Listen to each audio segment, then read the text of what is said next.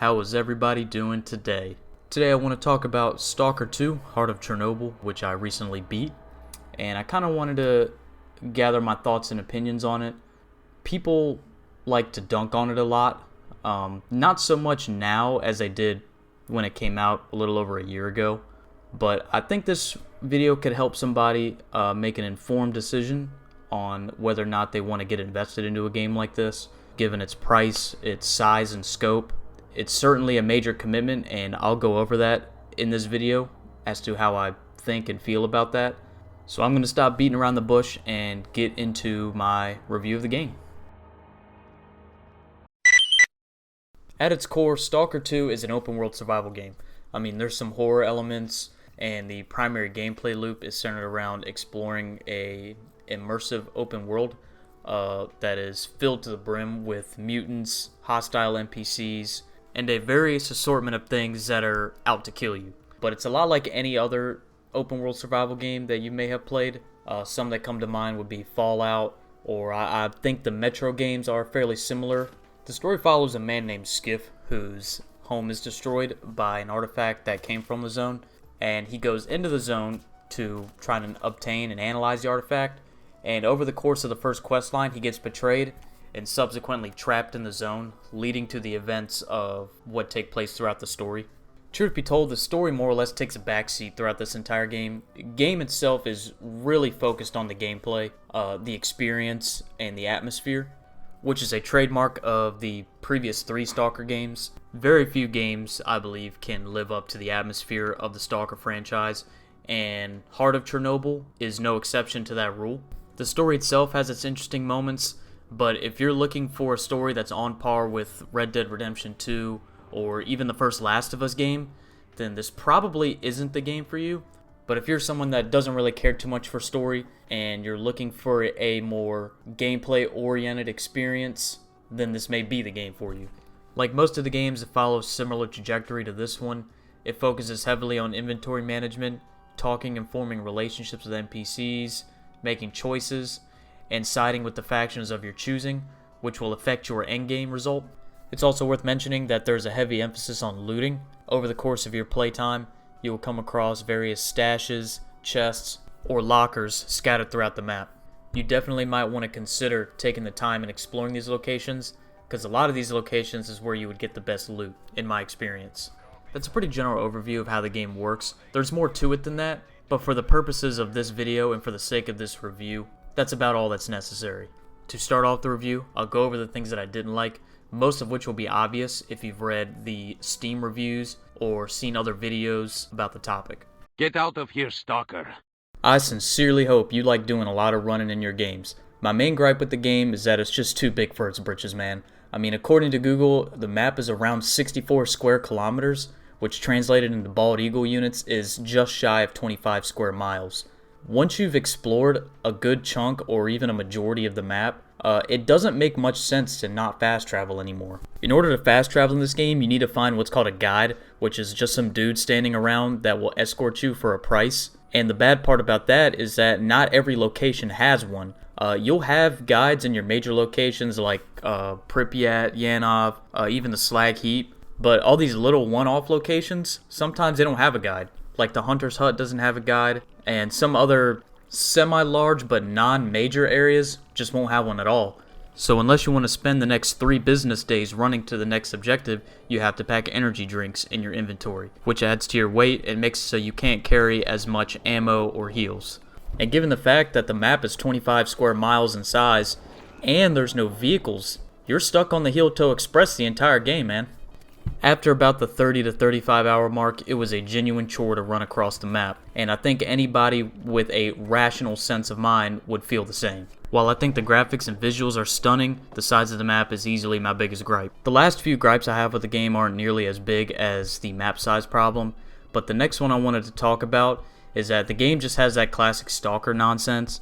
Enemies are going to land lucky headshots and one-tap you, and you didn't even see them. Mutants will just trample you to death when you're not looking, and some of the anomalies can definitely be frustrating and placed in the worst imaginable spots. Overall, I would consider this probably the easiest Stalker game to play. I definitely didn't feel the need to save scum as much as I did in Shadow of Chernobyl or Call of Pripyat, And once you get enough ammo and heals stockpiled in your personal chest, it becomes fairly easy of a game. So I don't know if I'd consider this more of a gripe as I would a nuisance. But there are definitely quite a few scenarios and quests that I went on where it was just basically a mob rush, and I don't know anybody that actually enjoys that type of gameplay, but it's something that every Stalker game does, so I more or less expected it. But like I said before, this is one of the easiest Stalker games, so if you can land your headshots, you'll be perfectly fine the entire game. The third issue I have with this game is that it just takes up a ton of storage, man. I think it's around 160 gigabytes, which is definitely a sign of sub-optimization. Do you guys remember when Helldivers did that update where they shrunk the file size on PC down from like 120 gigs to like 30 or something? Because they said there was a lot of reused assets or duplicates of assets or something, and they were able to cut the file size down by like 90%.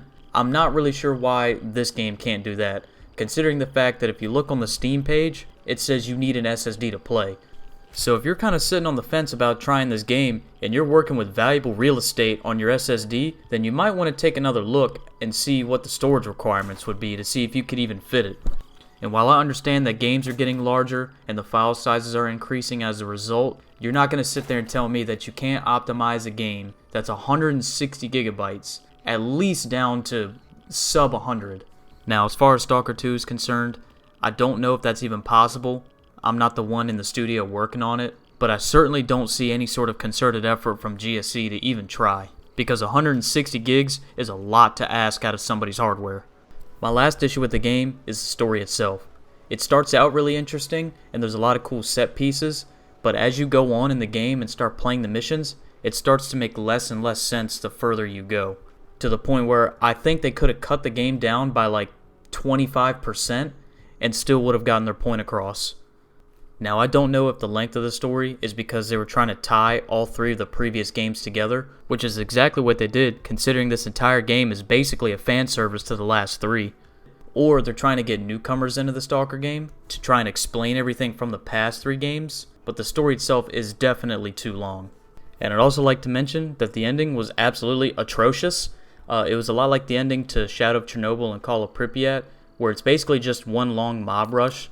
So if you don't have enough heals and good enough armor, you're just going to die over and over again, and it got really frustrating.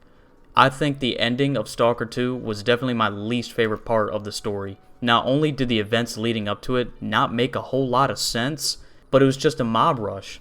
So to wrap up my thoughts regarding the story, I think they could have trimmed it down a significant amount and still would have been fine. I think the time management wasn't very good, but overall the story was okay. But I still maintain that Shadow of Chernobyl has the best story in the series. So on a more positive note, let's move on to what I thought was really good about the game.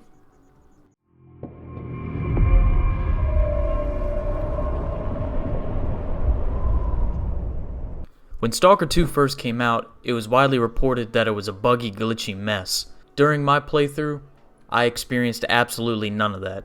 And I think that has to do with the patch 1.7 that came out over the last couple months, which seemed to have stabilized the performance.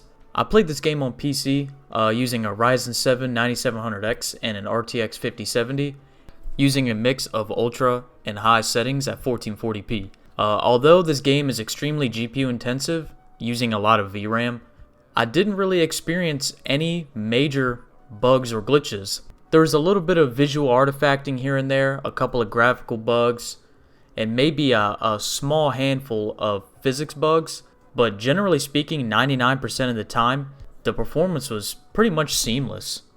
Now, I will say that trying to deviate too much from the recommended specs on the Steam page probably wouldn't yield very good results, given that the computer I'm using is on the slightly higher end of things. So if you don't have a fairly beefy computer, might I recommend you check the game out on console. I'm happy to say that the physical performance of the game was pretty spot on. The most major bug that I encountered while playing was a glitch with the sprinting when holding your detector. For some reason or another, you would glitch out and you would do this kind of half run where you weren't exactly running faster, but it was using stamina like it was.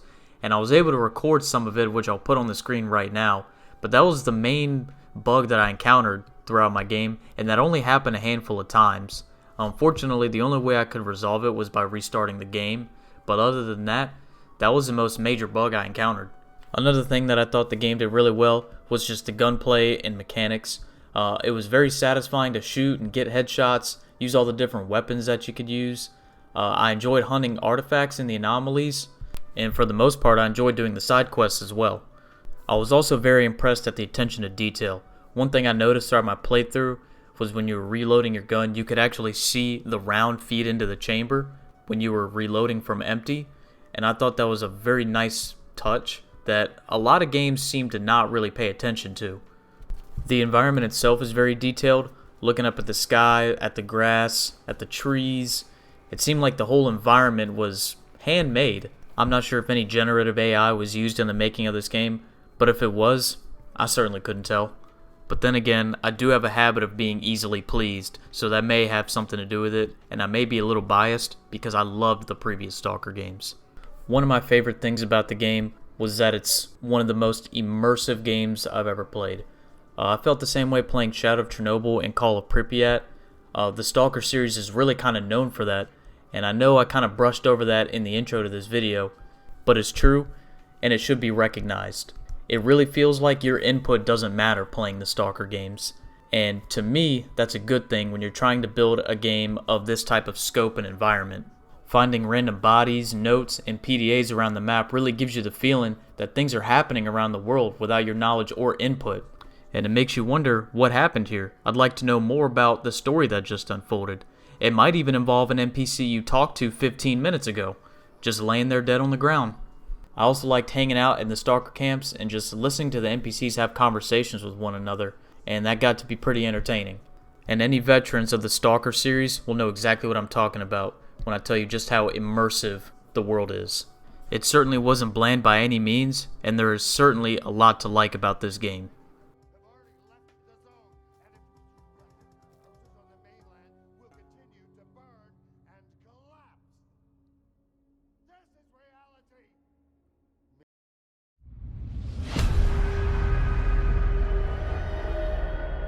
Overall, I think the people that would have the best time with this game are fans of the previous Stalker games. I think you'll find the gameplay, visuals, and ambiance to be up to snuff to modern day standards, and some of the best in the series. I personally really enjoyed the game, so I'll give it a thumbs up. There's just something about the zone that scratches the itch for me that I didn't really know I had until I started playing the games, so not only would I recommend you checking out Stalker 2, but check the previous games out in the series as well. They're all pretty excellent. If you're someone that enjoys getting lost in a world filled to the brim with lore and character, then this is a game you should definitely try, as long as you don't mind a few quirks here and there. So that concludes my review of Stalker 2. I hope you guys enjoyed the video. Hopefully it helped you make a decision or come to one. You'll have to forgive me for my lack of speaking and editing skills. I'm just getting familiar with doing this whole thing. I have a few video ideas that I want to pursue, and if you have anything you want to see from me, then go ahead and leave a comment. Or if there's any other game you want to hear my thoughts and opinions on, go ahead and let me know. I'll see if I can't pick it up and make something happen. So that's it for today. Like, comment, subscribe, and I'll see you guys next time.